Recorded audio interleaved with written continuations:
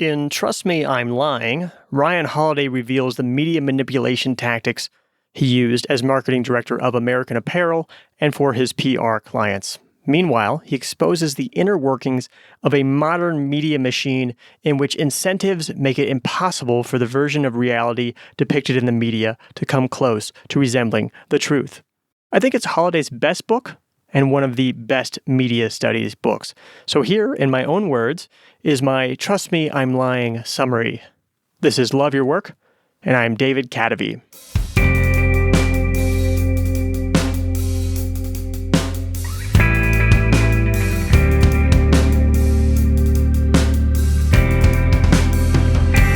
Before Ryan Holiday became known as an author of modern stoicism books, he dropped out of college at 19 to apprentice under 48 Laws of Power author Robert Greene.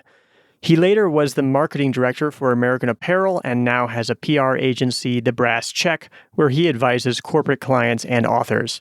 As the title of the book suggests, the tactics Holiday confesses to might make your skin crawl. They involve deliberate provocation, bribery, impersonation, and, since it's called Trust Me, I'm Lying, making stuff up.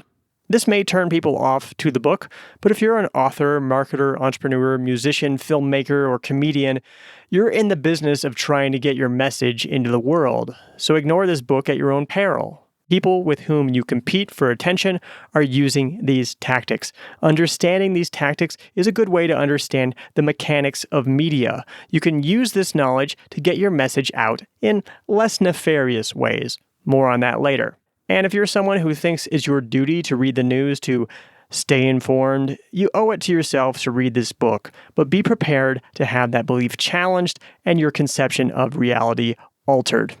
Holiday describes the modern media system as a racket, the word which Major General Smedley D. Butler once used to describe war. He defined it as something where only a small group of insiders know what's really going on, and they operate for the benefit of a few and at the expense of basically everyone else. The main insider in the modern media system is the journalist, more generally a blogger, who might be someone writing articles for a small blog or even a major media outlet such as the Huffington Post. Holiday uses blogger and journalist interchangeably, and I will too. To help you understand the motivations of many of these journalists, Holiday points out this. They might have gone to an expensive grad school and now live in a big, expensive city such as NYC, San Francisco, or Washington, D.C. They've been close enough to taste a $200,000 a year journalism job. But now they're churning out articles at a breakneck pace without even getting health insurance. Meanwhile, the people they cover are rich and successful and may include talentless reality TV stars. New York Magazine called the result the rage of the creative underclass. These bloggers have to write a face-melting amount of content. When journalist Becca Grant left VentureBeat, she wrote a post saying she averaged 5 posts a day, more than 1,700 articles in 20 months. Henry Blodgett, founder of Business Insider, said his bloggers need to generate 3 times their salary, benefits, and overhead costs to be worth hiring. So an employee making $60,000 a year needs to produce 1.8 million page views a month every month. And 1.8 million page views is a lot. At my current traffic, it takes me about a decade to generate that much on my blog, and I make more than $60,000 a year. Most sites that journalists write for make their money from ads, and the way to make money from ads is to generate page views. As such, many journalists are paid by the page view. I've personally heard this from a friend who worked for a newspaper with a good reputation covering news for a major city. So journalists are desperate for a story that will generate page views. So if you give them a juicy story that will generate page views, they will generally publish it. They're too busy to fact check it, and since they're compensated by the page view, they aren't motivated to care whether or not it's true. So you've got poor, busy, and desperate journalists paid by the page view, and the people they're writing for want to be entertained. In 2010, Jonah Berger analyzed 7,000 articles from the New York Times' most emailed list. He found that the best predictor of virality was how much anger does the article evoke. Increasing the anger rating of an article had 2.5 times the impact of increasing its positivity rating. The human mind is irresistibly attracted to negativity. When subjects of a study were shown footage of war, airplane crashes, and natural disasters, they paid more attention and remembered more than non-negative footage. Negativity attracts page views, so journalists want juicy stories, and they don't care if they're true, and neither do the readers, it seems. One study found that when people were shown fake articles with a correction at the bottom, they were more likely to believe it than those who saw an article without a correction. Note from me, this finding hasn't been consistent across other studies. Is that a correction you believe? In any case, people's beliefs are still resistant to contrary facts. Despite this, online news outlets are financially motivated to publish stories, whether they're true or not. A Gawker reporter once said, "Gawker believes that publicly airing rumors out is usually the quickest way to get to the truth," going on to say, "Let's acknowledge that we can't vouch for the veracity or truth of the rumors we'll be sharing here." Journalists are motivated to publish false stories, and as Holliday points out, while the internet allows content to be written iteratively, the audience does not read or consume it iteratively. In other words, they see the story, not the correction. Holliday shares 9 media manipulation tactics in the book, but they all essentially serve this strategy that Holliday calls trading up the chain. And trading up the chain is something you can do even without lying. Here's how it works. Get coverage on smaller outlets. Those stories then get covered on mid-level outlets. Finally, major outlets pick up stories from the mid-level outlets. Smaller outlets can be individual blogs, social media, or local websites that cover a neighborhood or scene. Mid-level outlets are blogs of newspapers or local television stations. They can also be sister sites of bigger outlets, so they might be affiliated with Newsweek or CBS. Major outlets are the big ones, like the New York Times, CNN, or the Today Show. It's easy to get coverage on smaller outlets, Holliday says. If there's a bigger outlet on which you want coverage, review stories for patterns. What are the stories about? Is there a smaller outlet where stories consistently show up before stories on the bigger outlet? Holliday says the smaller an outlet is, the less they fact-check. This is where the lying comes in. Holliday confesses to creating fake email accounts to send tips to bloggers, leaking fake internal memos, and having his assistant pose as him over email and even over the phone. You don't even have to start with the small outlets. Holliday says he successfully conned reporters from Reuters, MSNBC, CBS, ABC, The Today Show, and The New York Times. Using HARO, or Help a Reporter Out, which is an email list reporters use to find story sources, he found journalists who were looking for experts on various subjects. Holliday isn't an expert on, say, vinyl record collecting, but these reporters were presumably on deadlines and so not inclined to fact-check.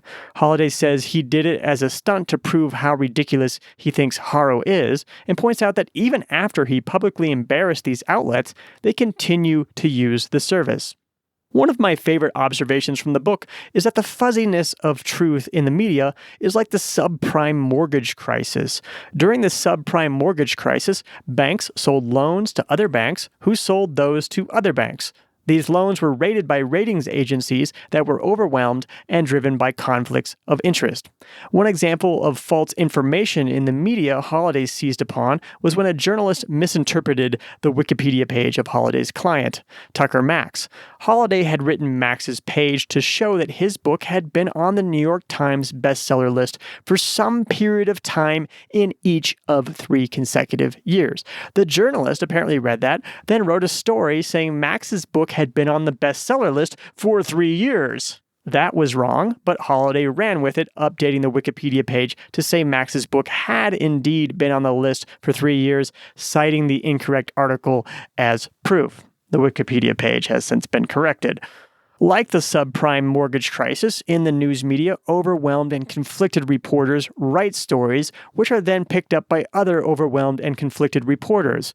In Balaji Srinivasan's second appearance on The Tim Ferriss Show, which I summarized on episode 274, he describes how a different kind of chain could ensure verifiable truth gets traded up the chain, in this case, a blockchain. By getting a story into one outlet, then trading up the chain to get it covered in another, you're creating a pseudo-event. If you remember my summary of the image on episode 257, Author Daniel J. Borston describes pseudo-events as fake events that are deliberately placed in the news so that they become real. Holiday created a lot of pseudo-events for Max when his movie based upon his book I Hope They Serve Beer in Hell was debuting. He bought ads in newspapers around the country, then sent anonymous complaints to the newspapers, leaking those complaints to blogs to get coverage. He notified college LGBT and women's rights groups of screenings so they would protest at theaters and the nightly news would cover it. He bought a billboard, defaced it, and reported it to journalists to get news coverage. It seems almost certain that the Russian Internet Research Agency read Holiday's book. They spent many years, and probably still are, hacking public opinion in the US and in other countries, creating Facebook pages for various causes, astroturfing those pages with activity from fake profiles, then using that influence to make real-life events happen. For example, in 2016, they organized opposing protests, one through the Facebook group Heart of Texas, the other for United Muslims of America, at the same time, on the same day, across the street from each other. Holiday says his leveraged advertising strategy of running sensational ads for American Apparel just to get news coverage was responsible for 50% growth in online sales in 3 years with a minuscule ad budget.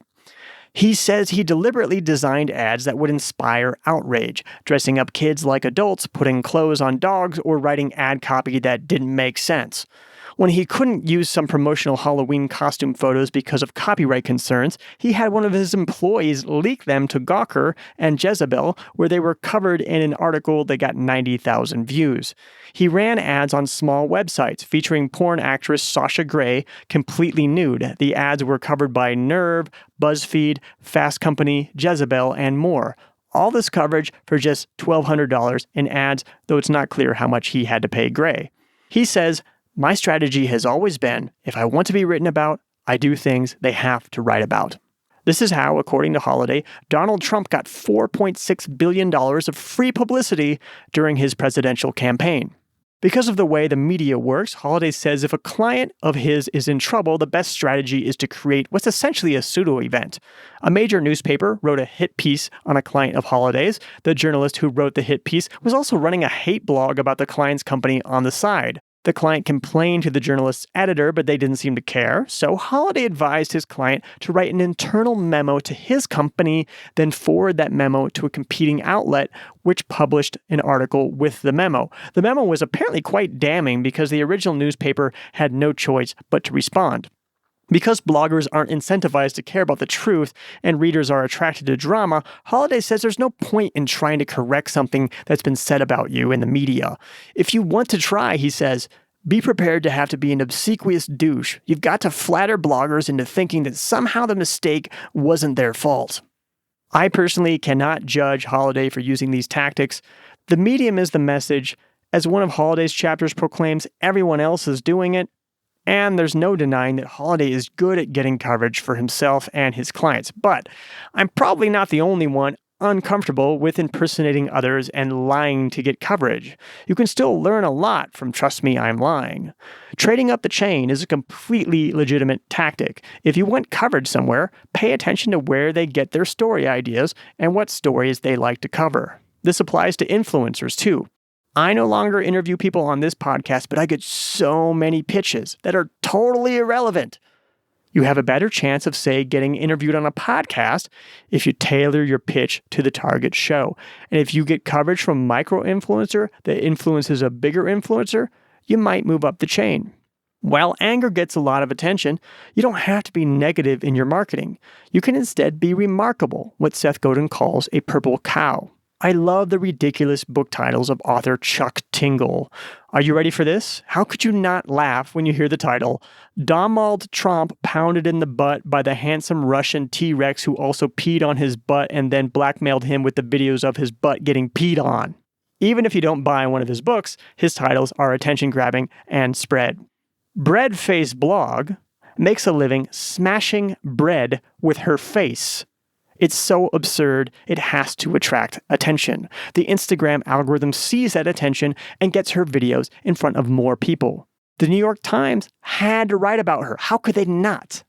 If the medium is the message, create a message for the medium. Whatever you're creating, think about how it spreads through media, whether that's social media, traditional media, or word of mouth. Lately, I've been seeing how people on Instagram share highlights of quotes in books. It makes sense to have larger pull quotes in my next book so they have something pretty to take a picture of. Have you been to a restaurant or event where there's a decorated nook specifically for taking photos and sharing them on social media? Not an accident. While researching Times Square ad space for my own publicity stunt I'm working on, I saw one fact sheet point out that Times Square was, quote, the third most Instagrammed location in the world, unquote. Point being, if you put up an ad there, lots of people bragging to their friends about their trips to New York will spread your ad for you. When I write a title of a book, I ask myself if it passes the cocktail party test. How would it feel to tell someone at a cocktail party you're reading a book by this title? Proud and strong? Good. Embarrassed or weak? Bad. Mind management, not time management, is what I call a turnkey title. The title alone makes a statement you can use without reading the book. It helps make it memorable, so it spreads. Today's media is increasingly participatory. People are not just consumers of media, but also makers of media. By creating pseudo-events, you can get more out of the media you create. I recently saw a cool video on TikTok showing the process of making a video that showed the process of making a pizza. I know, meta, right? It's a pseudo-event. The video of them making pizza was made for the media. The video of them making the video making pizza made me think they're really good cinematographers. Of course, they teased the original video at the end of the cinematography video, and I had to go watch it. Many readers of the books I write also write books, so my income reports are essentially pseudo-events. One reason they exist is I have a business writing books for people who write books, and they show that I know how to run a business writing books. They attract the attention of people who will like my books. Trust Me, I'm Lying is a must-read for anyone doing anything with media, but be careful what you do with these tactics. I know I've heard Tucker Max lament the reputation he's gained as a result of the tactics in the book. I've also heard Max say the same for Holiday, that maybe it wasn't such a good idea to write a book that says he's a liar right in the title. As Holiday warns, if you chase the kind of attention I chased and use the tactics I've used, there will be blowback. Not all of the book is tactics. Much of it is more media commentary with some media history sprinkled in and some airing of grievances Holiday has with various journalists and media outlets. Despite the damage Holiday may have done to his reputation by writing Trust Me, I'm Lying, I really appreciate the book, and it took guts to confess to the things he did in the book. It's on my list of best media books. Love Your Work is brought to you exclusively by our Patreon supporters, including top supporters Jeffrey Mason and Bob Rosen. The theme music for Love Your Work is At Sea by Dorena from the album About Everything and More, by arrangement with Deep Elm Records at deepelm.com. Love Your Work is a production of Cataby Inc.